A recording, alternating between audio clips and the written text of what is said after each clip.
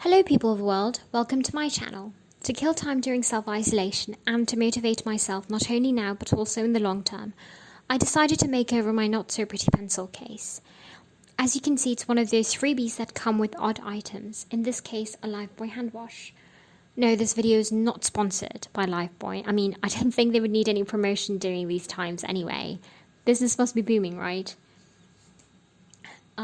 Anyway, I actually got this a few months ago, and unsurprisingly, it's pretty flimsy, so one of the hinges is already broken off.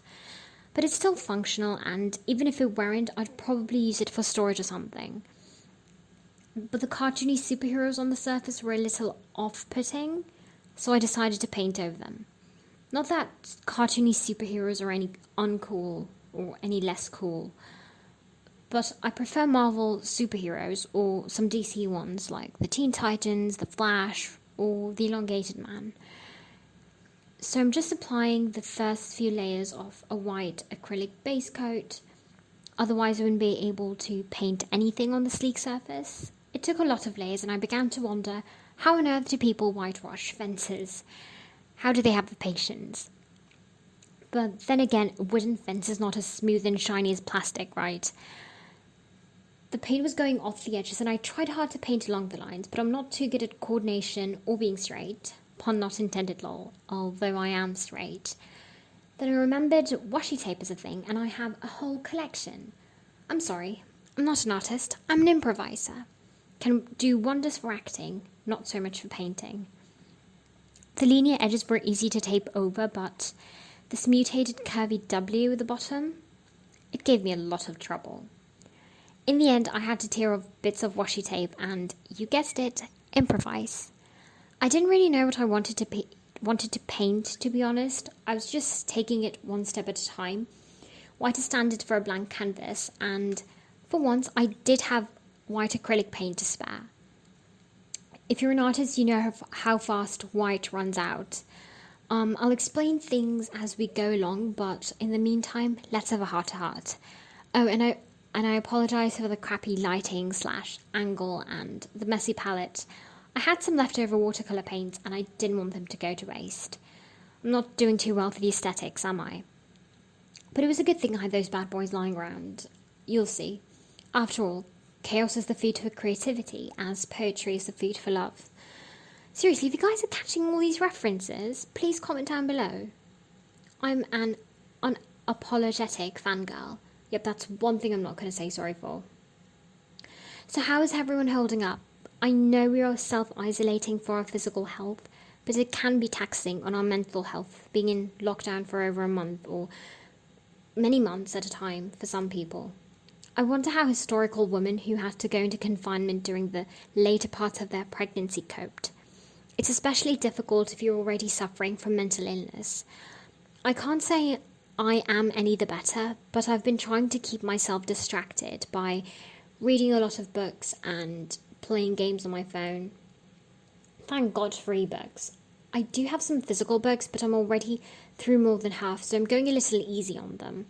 I know I will eventually tire of the ebooks as I want to, and then the physical ones can be my salvation. But as hard as they are, times like these make me realise how privileged I am to have a roof over my head and food on my plate. And I'm grateful, but there's so many people who do not. If you can donate to charities and play your privileged part, that would be lovely. It doesn't have to be an extortionate amount. Every penny counts. Plus Ramadan is the month of giving. I've linked a few in the description box in case you're clueless about charity organisations. And of course, support your local businesses like your green grocers who depend on you and are struggling during this pandemic. But do this safely with the proper precautionary measures after leaving your house and after returning. So finishing off the final layers of white, or I kind of finished it already, lol. I first went from left to right for good blending and then diagonally to have a cool background design.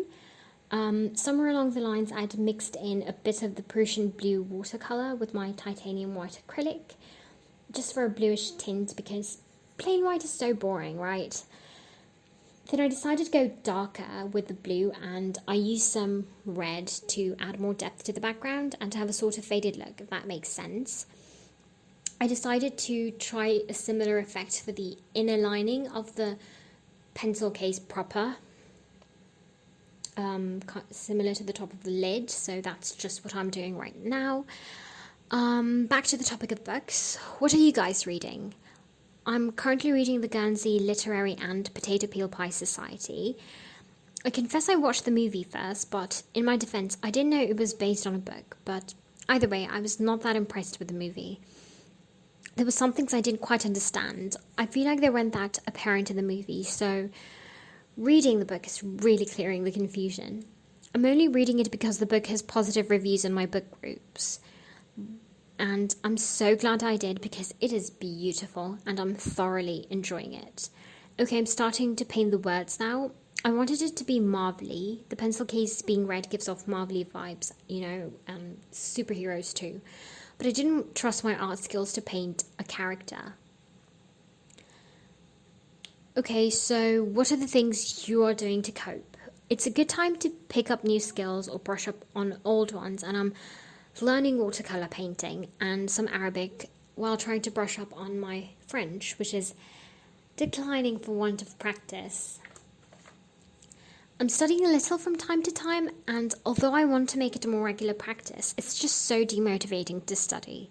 So I'm not pushing myself, but at the same time, I know that if I don't study, I will regret it later.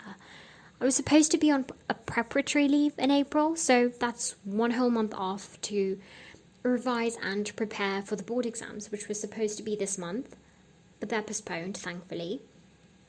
And my courses for this year are also complete, so I don't have any online classes.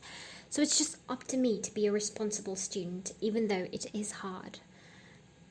This little project is kind of meant to motivate me both now and also once everything goes back to normal. My favourite inspo word is invincible, ever since I read a story called The Invincible Summer of Juniper Jones.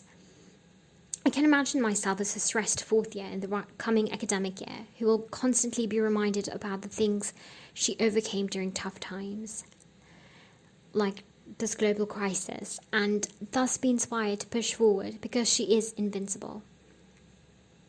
Okay, I'm scratching off the extra paint with the sharp edge of the back of my pencil, until the improv artist in me remembered that I have a sharp metallic ruler that is perfect for the job.